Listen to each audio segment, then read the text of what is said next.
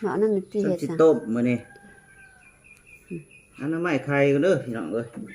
หมูก็ มันจะอยู่ในกลุ่ม อันนั้นไม่ไข่เอาเข้าตู้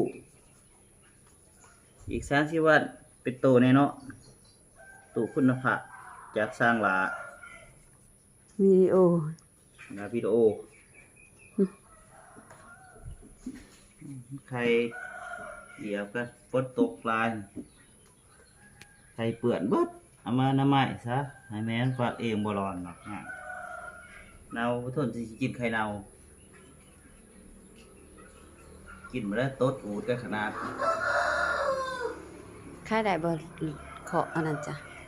ตูดจ้ะ เสือแก้เสืออย่าง คอยนี่สิแก้ได้บ่ล่ะมื้อเดียวนี่ โอ้มันอ่อนไม่สิมัดเสียมาว่า ไปเบิ่งตู้ฟักไข่นำยัง ถ้าจะมีไข่ ไข่บ่ทันได้เก็บมาใส่เบิดย่านกำลังทดลอง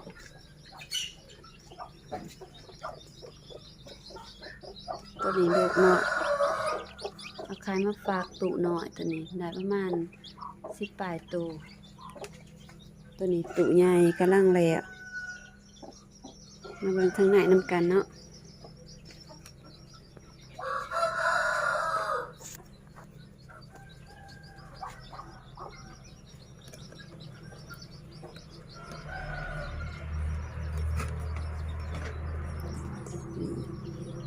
ตู้ฝักไข่ของจานพรวิไลใส่ไข่2 ฐานกำลังจะมาใส่อีกฐานหนึ่งกุหลาบไข่ประมาณ50 หน่วย2 ฐาน1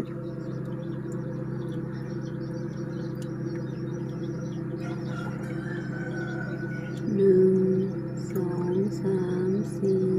5 6 7ประมาณ40 ปลาย50 หน่วย2 ฐานยังใส่ได้อีก2-3 ฐานเนาะจะหน่อยเพื่อนสิมาใส่ตื่นยังอนามัยอยู่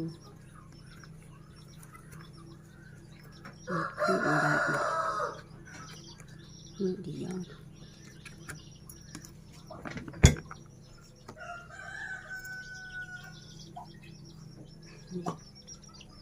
หน่อย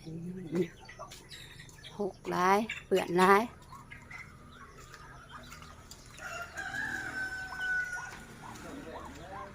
กบกับบ่ใหญ่ซ้ำนี่กบนี่พันโตเหลือเท่านี้แหละพันโตเหลือกบประมาณ20 โตกบจันทร์พรวิไลรุ่นใหญ่ตอนนั้นรุ่นใหญ่20 โตคือกันได้รุ่นละ20กำลังสิใหญ่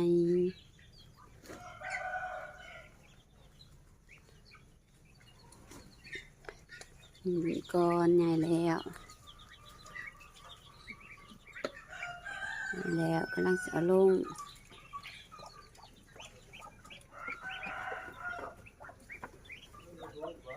ไปบ่ได้แม่ฝากอยู่ไหนมาเลยเขา3-4 เมตรปากนั่นเขาหม้อใดเปื่อนร้ายนะ